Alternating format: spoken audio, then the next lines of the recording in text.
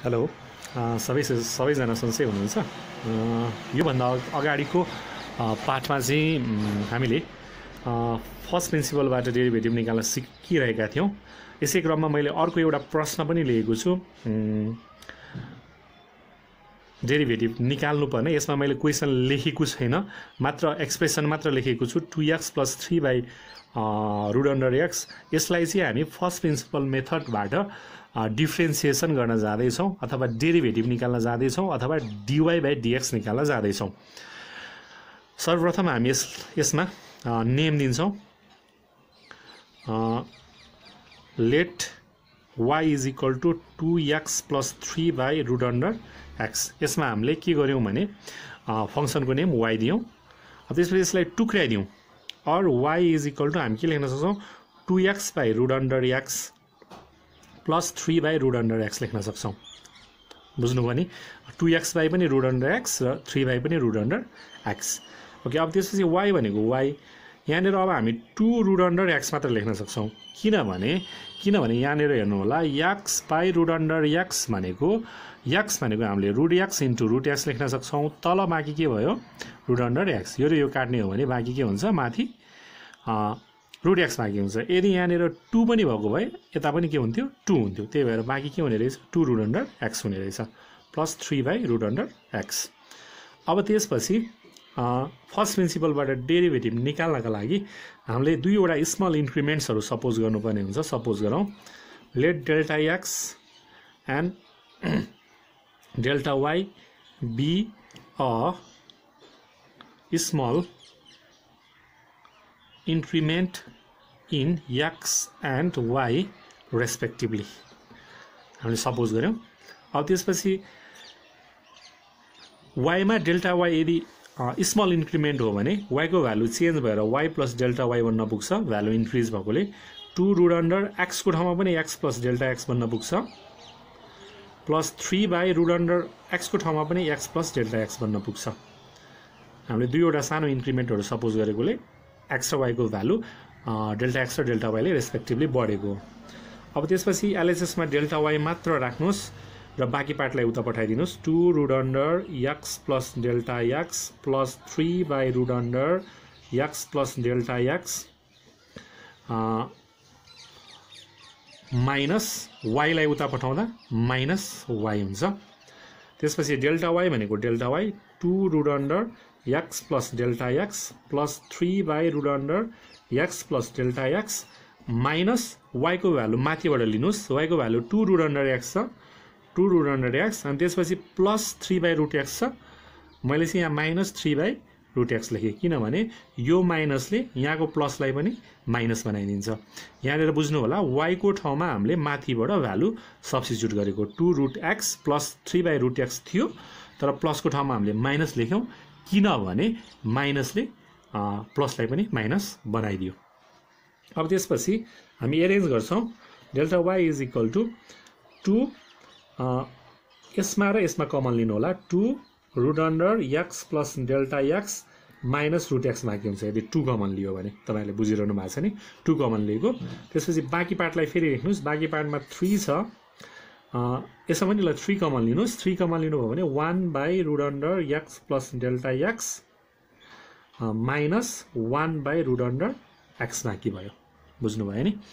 अब त्यसपछि हामीले के गर्छौँ भने Δy भनेको Δy = यहाँ रुटको फर्ममा भएकोले हामीले यसलाई ऱ्यासनलाइज गर्नुपर्ने हुन्छ। 2 भनेको 2√x + Δx माइनस √x। यसलाई ऱ्यासनलाइज गर्नको लागि हामी के लिन्छौँ, √x + Δx + √x by √x + Δx + √x लिन्छौँ। त्यसै गरी प्लस यो अगाडिको पार्ट भयो, पछाडिको पार्टमा हामी एलसीएम लिन्छौँ। सुरुमा 3 बाहिर छँदैछ, एलसीएम के आउँछ √x + Δx into √x। √x + Δx ले √x + Δx क्यान्सल हुन्छ, बाँकी भनेको √x माइनस √x ले √x क्यान्सल हुन्छ, बाँकी भनेको √x + Δx। यहाँ हामीले एलसीएम लिएको। अब त्यसपछि और Δy भनेको Δy 2 भनेको 2 माथिको भाग मल्टिप्लाई गर्नुहोस्। यहाँ a - b ए प्लस बीको फर्ममा छ। ए माइनस बी र ए प्लस बी मल्टिप्लाई गर्ने हो भने हामी के लेख्न सक्छौँ, A square minus B square root under x plus delta एक्सको whole square A square minus B square भनेको रुट अन्डर एक्सको होल स्क्वायर। मैले बिग ब्र्याकेट लिएँ किनभने दुईवटा एक्सप्रेसन भएकोले त्यसलाई क्लोज गर्नको लागि। त्यसपछि अब हेर्नुहोस् यहाँ डिनोमिनेटरमा बाँकी भनेको x plus delta x plus root under x plus अब यहाँनिर root under x 3 root under x minus root under x plus delta x by root under x plus delta x into root under x. अनि त्यसपछि यसलाई हामी ऱ्यासलाइज गर्छौँ। ऱ्यासलाइज गर्नको लागि हामी केले मल्टिप्लाई गर्छौँ भने root X plus root under x plus delta x by root X plus root under x plus delta एक्सले हामी यहाँ न्युमेरेटरलाई ऱ्यासलाइज गर्न जाँदैछौँ। त्यही भएर न्युमेरेटरमा root X minus root under x plus delta X भएकोले यसको opposite sign root X plus root under x plus delta X लिएर ऱ्यासलाइज गर्न जाँदैछौँ किनभने नेगेटिभको ठाउँमा पोजिटिभ लिएर ऱ्यासलाइज गर्नुपर्ने हुन्छ। अब त्यसपछि क्यालकुलेसन गरौँ। Delta y is equal to यहाँ 2 बाँकी भयो, माथि यो र यो काट्ने हो भने x plus delta x minus x बाँकी भयो, स्क्वायर रुट काट्दा। तल बाँकी छ root under x plus delta x plus root under x plus 3 भनेको 3 भइहाल्यो। अब यहाँनिर मैले बिग ब्र्याकेट लिएँ, यहाँ पनि A minus B A plus बीको फर्ममा छ। यो भनेको A square minus B square भनेको root under x plus delta एक्सको होल स्क्वायर हुन्छ। यहाँ मैले ए स्क्वायर माइनस बी स्क्वायरको फर्ममा लिएँ।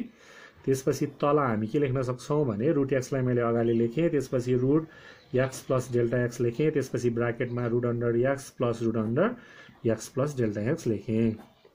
Okay, after that delta Y by delta X यो स्टेप आइसकेको छैन इज इक्वल टु एक्स र एक्स काट्दिउँ। अब बाँकी भनेको 2 delta x by root under x plus delta x plus root under x plus 3 भनेको 3 यहाँनिर एक्स माइनस एक्स यो माइनस डेल्टा एक्स हुन पुग्छ किनभने तपाईँहरूले बुझिसक्नु भएको छ। त्यसपछि हाम्रो भनेको यहाँनिर के हुने भयो by root under x plus delta X अनि bracket root under x plus root under x plus delta X. Okay, अब त्यसपछि हेर्नुहोस्, अब हामी के गर्छौँ क्यान्सल गर्छौँ यहाँनिर माइनस र प्लस, अनि त्यसपछि अब डिभाइड गर्न सक्छौँ। Dividing both sides by delta x. बाँकी के हुन्छ हेर्नुहोस्, delta Y by delta x is equal to 2 by root under x plus delta x plus root under x किनभने यो डेल्टा एक्स र डेल्टा एक्सलाई डेल्टा एक्सले डिभाइड गरिसकेपछि यति मात्र बाँकी हुन्छ। अब यहाँनिर प्लस छ, यहाँनिर माइनस छ। ओके, अब यो माइनस भएकोले यो माइनस र प्लस के हुने भयो माइनस हुने भयो। अनि 3 भनेको 3 डेल्टा एक्सलाई डेल्टा एक्सले डिभाइड गर्दा 3 मात्र बाँकी। तल बाँकी भनेको root under x plus delta X अनि त्यसपछि root under x plus delta x.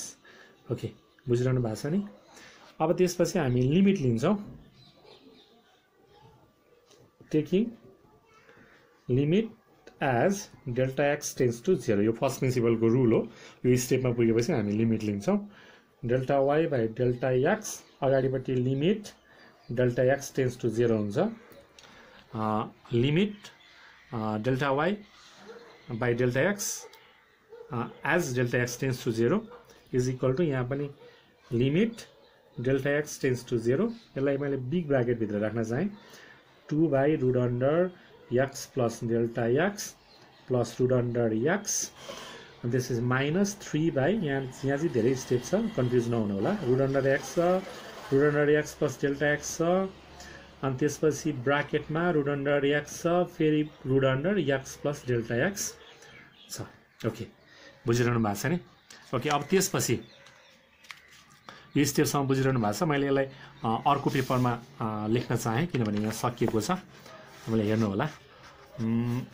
अब यसपछि हाम्रो के हुने भयो भने यसपछि हाम्रो हुने भनेको डेल्टा वाई बाई डेल्टा एक्सको लिमिटिङ भ्यालु लिइसकेपछि हामी के लेख्न सक्छौँ dy by dx is equal to अब यहाँनिर भ्यालु सब्स्टिट्युट गर्ने हो भने लिमिटिङ भ्यालु सब्स्टिट्युट गर्ने हो भने यता 2 बाँकी हुने भयो रुट अन्डर एक्स भनेको x plus delta x tends to 0 भएकोले डेल्टा एक्सको ठाउँमा हामी 0 राख्न सक्छौँ plus root under x minus 3 भनेको 3 रुट एक्स भनेको रुट एक्स रुट अन्डर फेरि छ एक्स भनेको एक्स प्लस डेल्टा एक्स भनेको 0 अनि त्यसै ब्राकेटमा रुट अन्डर एक्स भनेको root under x plus root under x भनेको एक्स प्लस डेल्टा एक्स भनेको 0 डेल्टा एक्सको ठाउँमा चाहिँ हामी 0 राख्छौँ किनभने we have taken limiting value as delta x tends to 0 okay after that dy by dx is equal to यहाँनिर बाँकी भयो 2 बाई रुट एक्स र root x 2 root x okay minus 3 by यहाँ बाँकी भयो root x into root x भनेको x अनि यहाँनिर फेरि के छ रुट एक्स र रुट एक्स जोड्दा 2 root under x okay after that 2 र 2 क्यान्सल हुने भयो और अब यहाँनिर dy by dx is equal to 1 by root under x okay त्यसपछि माइनस 3 बाई यहाँ 2 अनि त्यसपछि यहाँनिर एक्स भनेको एक्स इन्टु रुट एक्स भनेको एक्सको पावर 1 बाई 2 हो है therefore dy by dx is equal to 1 by root under x minus 3 by 2 x to the power 3 by 2 answer अब यहाँनिर बुझ्नुपर्छ कसरी एक्सको पावर 3 बाई 2 भन्दा एक्सको पावर 1 छ इन्टु एक्सको पावर 1 बाई 2 छ अब यदि मल्टिप्लाई गर्ने हो भने पावर एड हुन्छ 1 प्लस 1 बाई 2 हुन्छ त्यो भनेको एक्सको पावर 2 1 जा 2 प्लस 1 3 बाई 2 यसरी हाम्रो हेरिदिनु भयो धन्यवाद बुझ्नुभयो होला के प्रब्लम छ भने अथवा कुनै पनि स्टेपमा बुझ्नु भएको छैन भने कमेन्टमा सोध्न सक्नुहुनेछ म रिप्लाई दिने कोसिस गर्नेछु च्यानललाई सब्स्क्राइब पनि गर्नुहोला म फेरि अर्को भिडियोहरू पनि राख्दै जानेछु धन्यवाद